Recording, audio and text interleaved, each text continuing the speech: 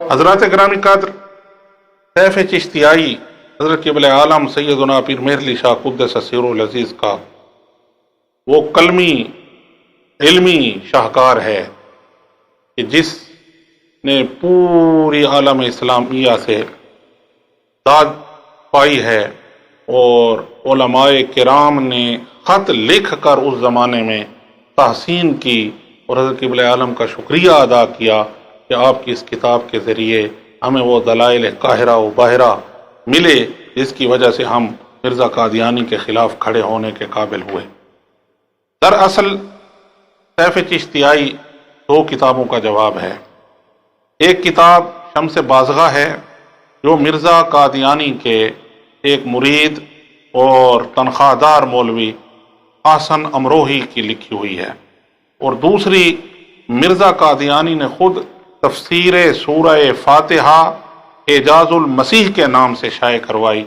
ان دونوں، شمس بازغہ اور اعجاز المسیح، دونوں کا جواب حضرت قبلہ عالم سیدنا پیر مہر علی شاہ قدس سرہ العزیز نے سیف چشتیائی کی صورت میں دیا، اور اس میں آپ نے مرزا قادیانی کی تفسیر دانی کا جو ہے وہ پردہ چاک کیا، اور اس کی غلطیاں آپ نے گنوائیں کہ یہ عربی میں تفسیر لکھنے کا دعوے دار شخص اتنی بڑی فحش غلطیاں کرتا ہے اور پھر اس کو اپنا اعجاز اور اپنا معجزہ بھی قرار دیتا ہے۔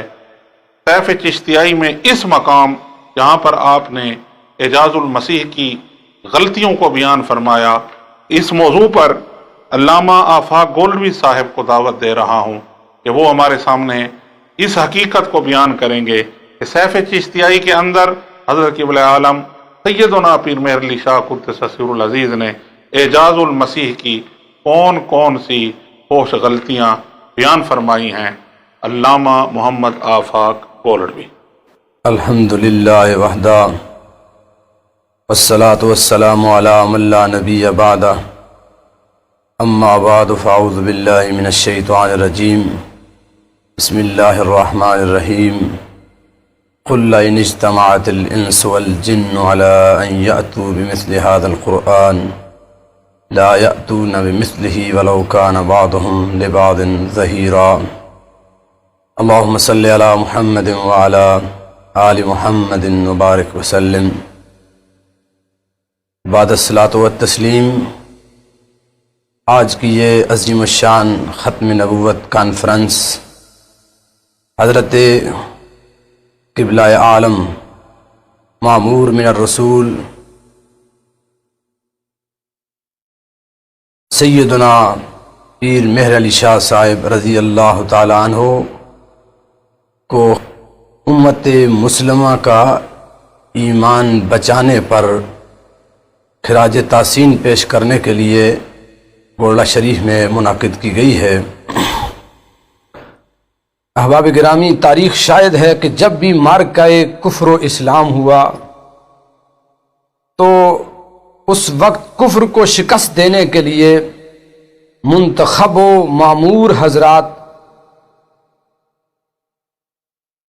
کفر کے ساتھ مقابلے میں میدان میں اترے۔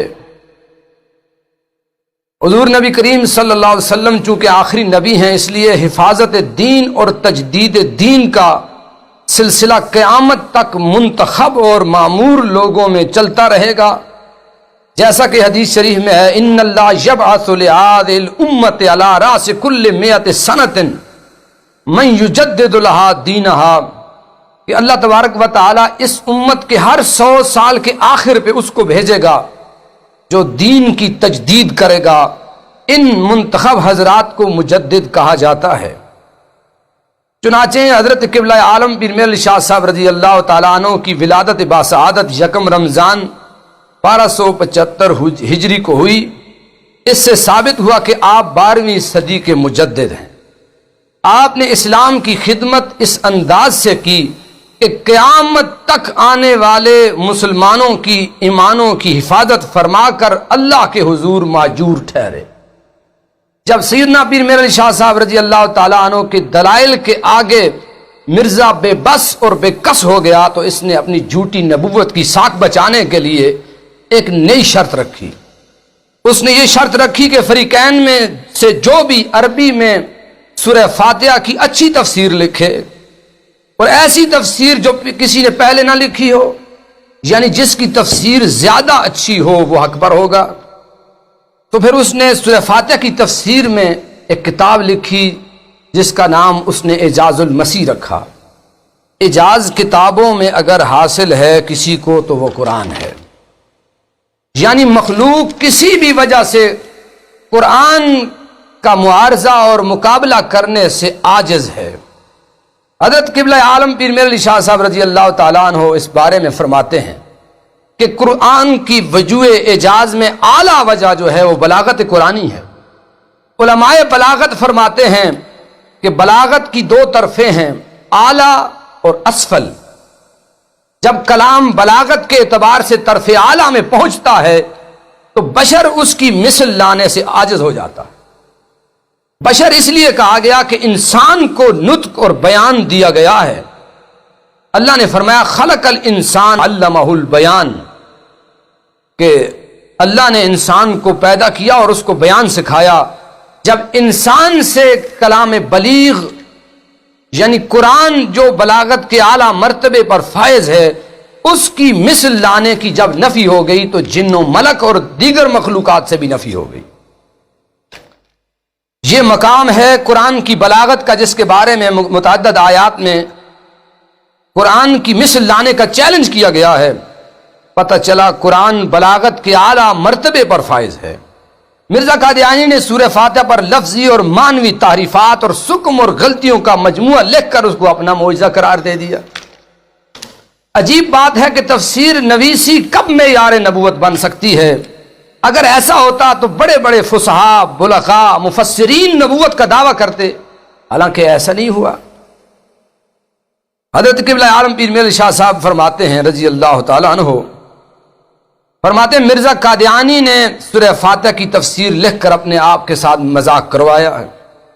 آپ فرماتے ہیں مرزا قادیانی کی تفسیر ان تمام دلیلوں میں ایک دلیل ہے جو مرزا قادیانی کو مسیح موعود اور نبی اور رسول بننے سے روکتی ہیں، اس لیے کہ اس میں کہیں تو دوسری کتابوں سے الفاظ چوری کر کے شامل کیے گئے ہیں، اور کہیں لفظی غلطیاں ہیں، کہیں معنی کو رد و بدل کیا گیا۔ یہ غلطیاں اتنی ظاہر ہیں کہ چھوٹے درجے کے طالب علم بھی مذاق کر رہے ہیں۔ سیفی چشتیائی میں اس مضمون کے بارے میں حضرت قبلہ عالم پیر میر علی شاہ صاحب رضی اللہ تعالیٰ عنہ کے الفاظ کچھ یوں ہیں کہ قادیانی صاحب کی تفسیر عربی بھی ایک برہان ہے من جملہ ان براہین میں سے جو آپ کو مسیح موعود اور نبی اور رسول بننے سے روکتی ہیں، کیونکہ اس تفسیر میں کہیں تو سرقہ اور چوری سے کام لیا گیا، کہیں لفظی غلطیاں ہیں، کہیں تحریف معنی جن پر ادنا سے ادنا طالب علم بھی ہنسی کر رہے ہیں۔ ایسی تفسیر کا نام اعجاز رکھنا یہ اپنے منہ میاں مٹھو بننا ہے۔ البتہ بدی خیال اس کو معجزہ کہہ سکتے ہیں کہ حریف مقابل ہرگز ایسی اغلوطات اور تحریفات کو نہیں لکھ سکتا۔ نیز دوسرے علماء کو کیا ضرورت تھی کہ وہ اپنے اشغال کو چھوڑ کر ایک فضول مقابلے میں مصروف ہوتے؟ کیا ان کو نبی اور رسول بننا منظور تھا، یا اپنے کلام کو قرآن کریم کے مساوی الاعجاز خیال کرنے کی وجہ سے خارج از اسلام ہونا تھا؟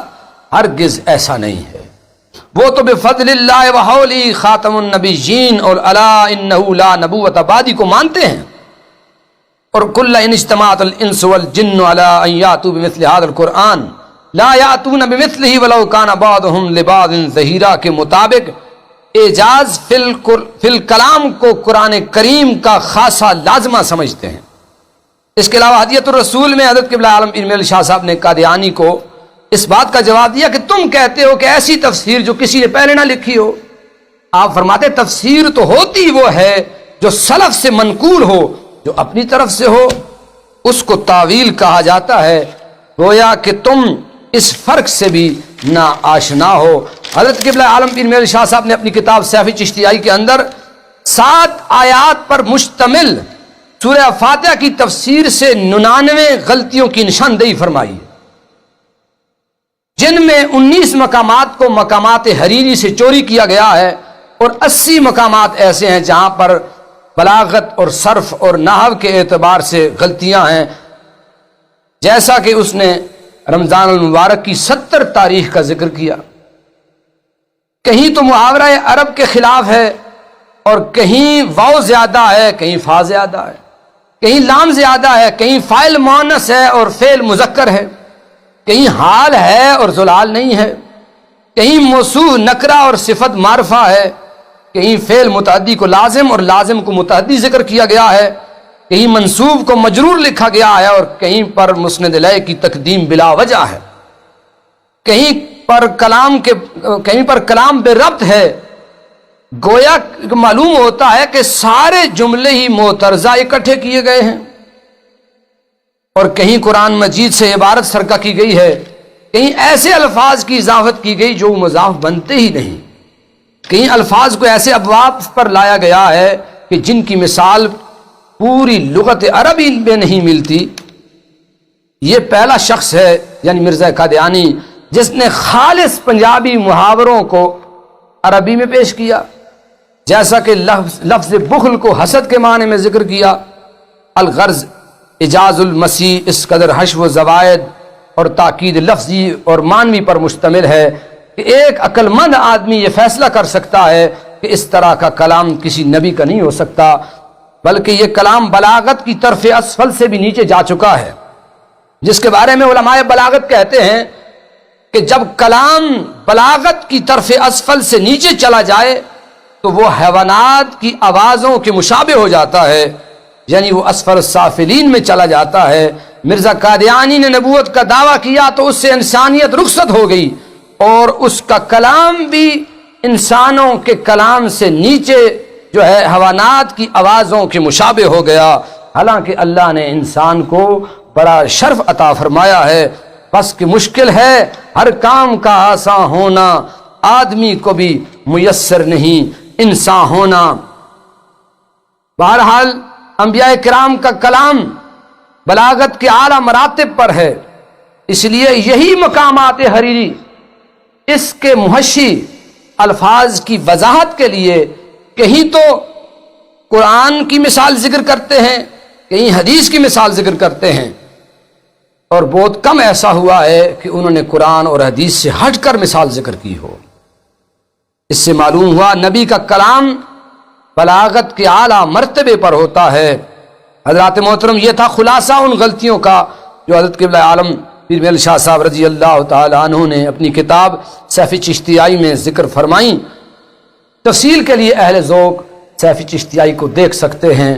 دعا ہے کہ اللہ رب العزت حضرت قبلہ عالم پیر محمد شاہ صاحب کے صدقے سے اللہ ہم سب کا خاتمہ ایمان پہ فرمائے۔